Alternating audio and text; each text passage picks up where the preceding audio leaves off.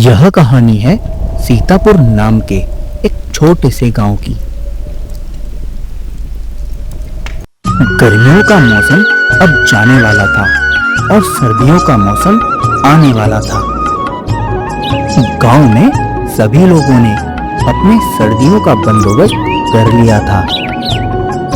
चाचा, आज सुबह समाचार में सुना कि इस बार सर्दियां कुछ ज्यादा ही कड़क होने वाली हैं।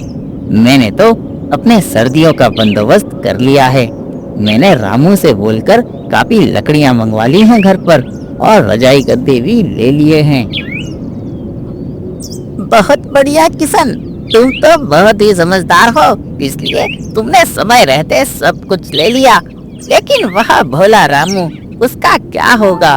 वह तो इतना भोला है कि बस गांव वालों की सेवा में लगा रहता है। खुद के घर परिवार का उसे कोई चिंतन नहीं। नहीं चाचा, ऐसी कोई बात नहीं है। मैं रामू से आज ही बात करूंगा और उससे कहूंगा कि सर्दियां आने वाली हैं। सर्दियां शुरू होने से पहले वह अपने घर की मरम्मत करा ले, नहीं तो सर्दियों में उसे बहुत कष्ट हो जाएंगे। रामू बहुत ही भोला और सीधा व्यक्ति था। रामू गांव में हर किसी की मदद के लिए हर वक्त तैयार रहता था। अरे रामू, बेटा तुम कहाँ जा रहे हो? कहीं नहीं अम्मा, मेरे घर की हालत बहुत खराब है। बस उसी के लिए अपने मित्र से कुछ पैसे उधार लेने जा रहा हूँ।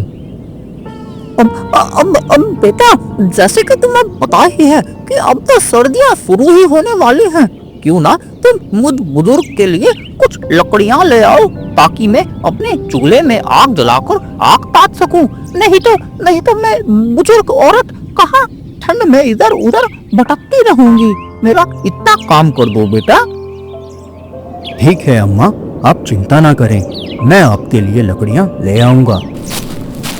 अम्मा से इतना वादा कर रामू अपने मित्र किशोर के पास चला जाता है।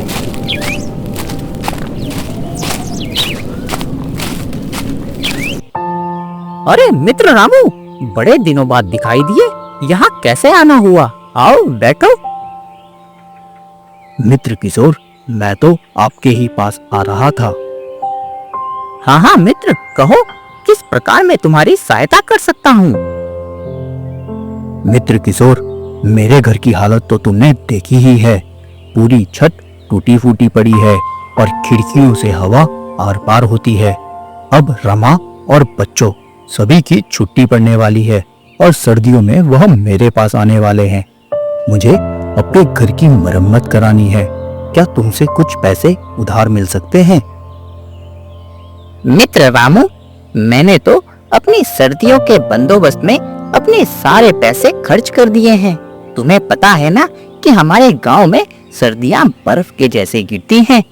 अब मुझे तुम्हें यह कहते हुए बड़ा ही दुख हो रहा है कि अभी मेरे पास फिलहाल कोई पैसा तो नहीं है, लेकिन अगर कुछ और सहायता चाहिए तो मैं तुम्हारी वह अवश्य कर सकता हूँ।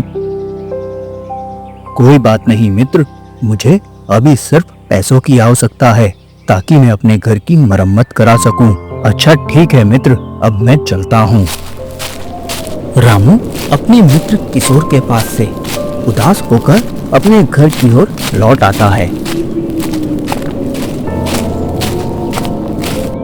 अब तो रमा और बच्चे यहाँ आने वाले हैं। सर्दियाँ बहुत पड़ने वाली हैं। इस घर की मरम्मत नहीं हुई तो वह कैसे रह पाएंगे? इस घर की मरम्मत करा पाना मेरे लिए एक बड़ी चुनौती बनता जा रहा है। अम्मा ने भी मुझे लकड़ियां लाने के लिए कहा था। अभी आराम करता हूँ, कल अम्मा के लिए लकड़ी ले आऊंगा, फिर किसी के पास पैसों के लिए पूछता हूँ।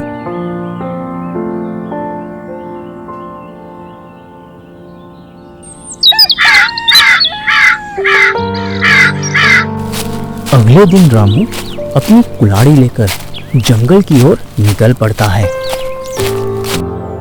अम्मा के लिए कुछ लकड़ियां काट अपने सर पर रख वह अम्मा के पास आता है।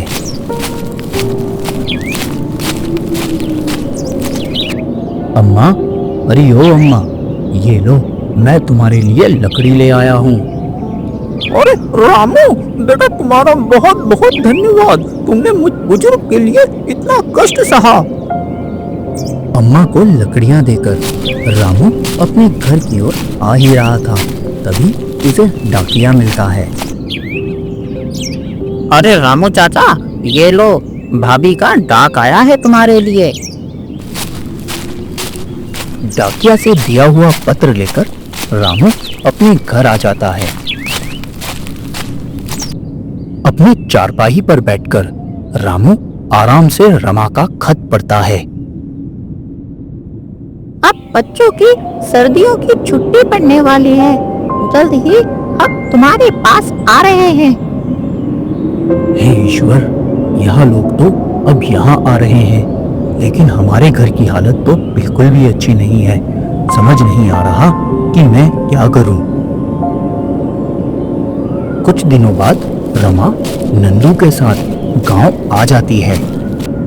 रामू रमा और नंदू को देखकर बहुत ही खुश होता है। क्या बात है रामू, तुम इतना परेशान क्यों दिखाई दे रहे हो? रमा, हमारे घर की हालत तो तुम देख ही रही हो। छत से पूरा आसमान दिखाई दे रहा है और अब सर्दियां भी शुरू हो चुकी हैं। ऐसे में तुम दोनों भी यहाँ आ गए। रमा रामू को समझाती है कि वह मिलकर किसी न किसी प्रकार इन सर्दियों का सामना कर लेंगे। उसे चिंता करने की कोई आवश्यकता नहीं है। रात होने पर रमा, रामू और नंदू तीनों ही सो जाते हैं। एक कंबल पर वह तीनों पूरी रात ठिठुरते रहते हैं। पूरी रात उनके घर को ठंडी हवाएं चीरती रहती हैं। मौसम बहुत ज्यादा खराब हो जाता है। ठंडी हवाओं के साथ साथ बाहर आसमान में बादल गरजने लगते हैं। देखते ही देखते कुछ ही देर में आसमान से जोरदार बारिश बरसने लगती है। रामू अपने परिवार के साथ ठिठुरती ठंड में सो रखा था, तभी उनके ऊपर बारिश की बूंदें गिरना शुरू हो जाती हैं।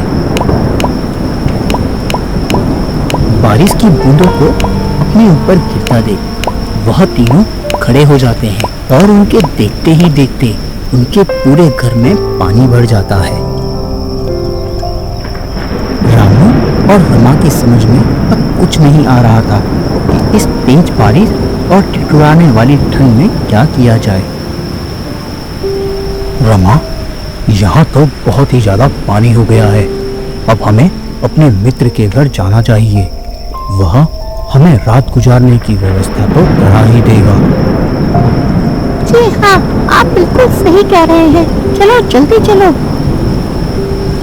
रामू, रमा और अपने बच्चे के साथ अपने दोस्त किशोरी के पास पहुंच जाता है।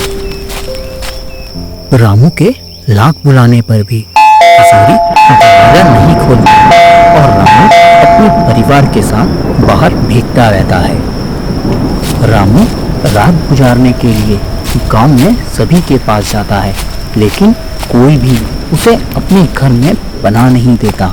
थक हार कर वह एक पेड़ के नीचे बैठकर अपने बीवी बच्चों के साथ रात गुजारता है। देख लिया भलाई का नतीजा। तुम इन गांव वालों के लिए सब कुछ करते थे और आज जब तुम्हारे ऊपर इतनी बड़ी विपत्ति आई तो एक भी गांव का व्यक्ति तुम्हारी सहायता के लिए नहीं आया।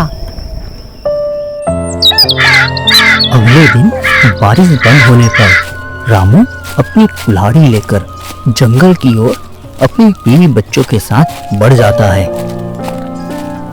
जंगल में रामू को एक खाली पेड़ दिखाई देता है। रामू को एक योजना नजर आती है और वह उस पेड़ में अपना घर बनाने की प्रक्रिया शुरू कर देता है। देखते ही देखते रामू उस पेड़ पर अपना घर बनाकर तैयार कर देता है। पेड़ के सहारे बैठा रामू बस अब यही सोच रहा था कि जिस गांव के व्यक्ति की उसने जीवन भर सहायता की, विपत्ति के समय उनमें से एक भी व्यक्ति ने रामू की कोई सहायता नहीं की। वीडियो अच्छा लगा हो तो चैनल को सब्सक्राइब करके जरूर जाना। वह जो नीचे लाल कलर का बटन है ना, जिस पे सब्सक्राइब लिखा हुआ है, उसको तोड़ो मोड़ो कुछ भी करो, लेकिन बस उसको दबा के जाना।